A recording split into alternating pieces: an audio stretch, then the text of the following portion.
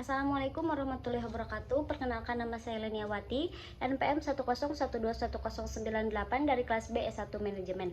Di sini saya akan mengemukakan materi dari pertemuan 1 sampai 7 Pendidikan Agama 6 untuk memenuhi tugas evaluasi tengah semester Pendidikan Agama 6 dengan dosen pengampu Ibu Dini Uluwiyah SAG MPD.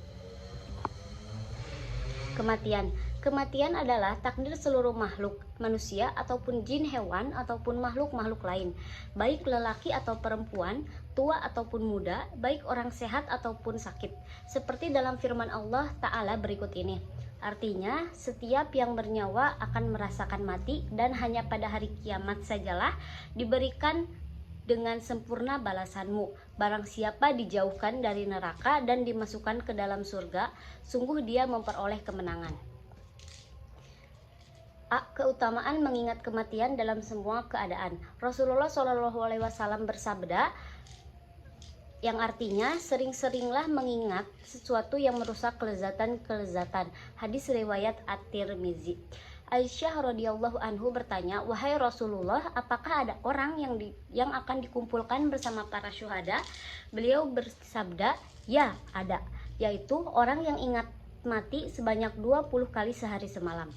Alasan keutamaannya ialah karena ingat kematian secara otomatis akan menimbulkan rasa tidak suka terhadap dunia yang syarat dengan tipu daya dan mendorong seseorang untuk mempersiapkan diri untuk kehidupan di akhirat. Sebaliknya, dari mengingat kematian akan mendorong untuk tenggelam dalam kesenangan duniawi. B. Agar hati selalu ingat kematian. Ketahuilah, sesungguhnya kematian adalah sesuatu yang manusia lalai dari mengingat kematian, karena mereka jarang memikirkan dan mengingatnya. Bahkan orang yang mengingat kematian tapi dengan hati yang kosong atau dengan tetap sibuk dalam gelimang kesenangan duniawi pun belum bisa disebut mengingatnya, karena hal itu tidak akan menimbulkan pengaruh positif dalam hatinya. Jadi, cara yang benar dalam mengingat kematian ialah seseorang harus mengosongkan hatinya dari segala sesuatu sehingga yang ia ingat hanyalah kematian yang berada di depan mata. Ia seperti orang yang hendak bepergian melintasi padang pasir luas yang penuh bahaya atau hendak mengarungi lautan yang ganas. Dengan demikian, ia tidak akan memikirkan sesuatu yang lain. Pentingnya mengimani kematian. Setiap manusia memiliki ajal dan kematian. Tidak bisa dihindari, dan kita tidak ada yang bisa lari darinya. Salah satu ayat Al-Quran yang membahas tentang kematian ada dalam Al-Quran surat An-Nisa ayat 78. Allah berfirman yang artinya, dimanapun kamu berada, kematian akan mendatangimu. Meskipun kamu berada dalam benteng yang kukuh, jika mereka orang-orang munafik memperoleh suatu kebaikan, mereka berkata, ini dari sisi Allah. Dan jika mereka ditimpa suatu keburukan, mereka berkata, ini dari sisi engkau Nabi Muhammad. Katakanlah, semuanya datang dari sisi Allah. Mengapa orang-orang itu hampir tidak memahami pembicaraan? Manusia yang mengingat kematian akan dimuliakan dalam 3 hal, yaitu yang pertama ada segera bertaubat. Taubat adalah penyesalan. Semakin besar rasa penyesalan seorang pelaku dosa, itu bagaikan sedang diperas segala kotoran dosa dari dirinya, hingga benar-benar habis dan kering. Syarat kedua, memohon ampunan atas kesalahan dan dosa yang telah dilakukan. Manfaat Bertaubat membantu membersihkan jiwa dari beban dosa dan membawa kedamaian batin dan memungkinkan seseorang muslim mendekatkan diri kepada Allah dan merasakan kasih sayangnya. Kedua, hati qanaah. Qanaah adalah sikap rela menerima dan merasa cukup atas hasil yang diusahakannya, serta menjauhkan diri dari rasa tidak puas dan perasaan kurang. Giat ibadah. Seorang yang dicap rajin beribadah ialah mereka yang mempunyai kesalehan individual ritual. Kesalehan ini lebih mengarah pada pelaksanaan ibadah seperti sholat, zakat, puasa, haji, membaca Al-Quran, zikir, dan seterusnya. Pentingnya mengimani kematian ini dapat mengingatkan setiap manusia untuk memperbaiki kesalahan yang diperbuat, sehingga sebelum ajal menjemput, kita sebagai manusia sudah senantiasa menerima kematian yang akan datang. Seperti yang diriwayatkan dari Anas, beliau berkata, Rasulullah bersabda, perbanyaklah kalian mengingat kematian, karena sesungguhnya banyak mengingat kematian itu membersihkan dosa-dosa dan menjadikan diri zuhud pada dunia. Keutamaan menyedikitkan angan-angan.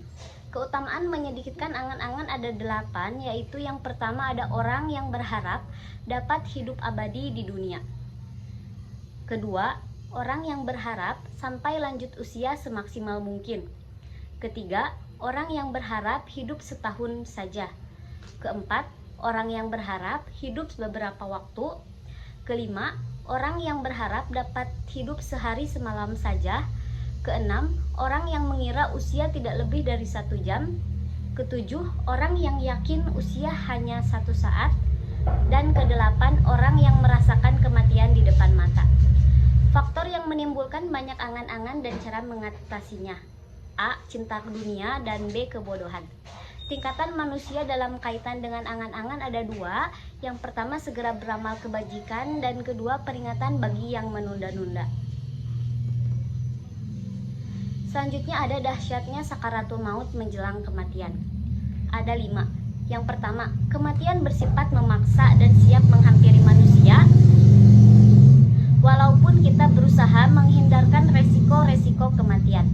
Kedua, kematian akan mengejar siapapun meskipun ia berlindung di balik benteng yang kokoh atau berlindung di balik teknologi kedokteran yang canggih serta ratusan dokter terbaik yang ada di muka bumi ini. Ketiga, kematian akan mengejar siapapun walaupun ia lari menghindar. Keempat, kematian datang secara tiba-tiba. Kelima, kematian telah ditentukan waktunya, tidak dapat ditunda atau dipercepat. Proses sakaratul maut bisa memakan waktu yang berbeda untuk setiap orang dan tidak dapat dihitung dalam ukuran detik seperti hitungan waktu dunia ketika kita menyaksikan detik-detik terakhir kematian seseorang. Mustafa Kemal Atatürk, bapak modernisasi sekularisasi Turki yang mengganti Turki dari negara bersyariat Islam menjadi negara sekular, dikabarkan mengalami proses sakaratul maut selama 6 bulan. Walau tampak dunianya hanya beberapa detik, seperti dilaporkan oleh salah satu keturunannya melalui sebuah mimpi. Rasa sakit sakaratul maut dialami setiap manusia dengan berbagai macam tingkat rasa sakit. Ini tidak terkait dengan tingkat keimanan atau kezaliman seseorang selama ia hidup. Sebuah riwayat bahkan mengatakan bahwa rasa sakit sakaratul maut merupakan suatu proses pengurangan kadar siksaan akhirat kita kelak. Demikianlah rencana Allah, wallahu a'lam bishawab. Di akhir sakaratul maut, orang zalim dan bertakwa. Di akhir sakaratul maut, seorang manusia akan diperlihatkan padanya wajah 2 malaikat pencatat amal. Kepada orang zalim, si malaikat akan berkata, semoga Allah tidak memberimu balasan yang baik, engkaulah yang membuat kami terpaksa hadir ke tengah-tengah perbuatan kejimu, dan membuat kami menyaksikan perbuatan burukmu, memaksa kami mendengar ucapan-ucapan burukmu, semoga Allah tidak memberimu balasan yang baik. Ketika itulah orang yang sekarat itu. Sebaliknya, Imam Ghazali mengatakan bahwa orang beriman akan melihat rupa malaikat maut sebagai pemuda tampan, berpakaian indah dan menyebarkan wangi yang sangat harum. Dan saat terakhir sakaratul mautnya, malaikat pun akan menunjukkan surga yang akan menjadi rumahnya kelak di akhirat. Dan berkata padanya, bergembiralah wahai sahabat Allah, itulah rumahmu kelak, bergembiralah dalam masa-masa menunggumu. Selanjutnya ada wafatnya Rasulullah dan para khulafaur rasyidin. Khulafa berarti jamak dan khalifah yang berarti arti pengganti. Sedangkan kata ar-rasyidin yaitu mendapat petunjuk. Jadi khulafaur rasyidin adalah para pengganti yang mendapatkan petunjuk. Khulafaur rasyidin ialah para pemimpin yang menggantikan tugas-tugas Rasulullah SAW. Rasulullah SAW wafat pada 2 Rabiul Awal 11 Hijriah tanpa meninggalkan surat wasiat kepada seseorang untuk meneruskan kepemimpinannya atau kekhalifahan. Oleh karena itu, mereka menghendaki agar Abu Bakar memimpin urusan keduniawian, yakni kekhalifahan. Kepemimpinan 4 sahabat Nabi Khulafaur Rasyidin. Yang pertama, Khalifah Abu Bakar Asy-Syiddiq pada 13632 sampai 634 Masehi. Lalu yang kedua ada Umar bin Khattab 13 sampai 23 Hijriah sampai 634 sampai 644 Masehi.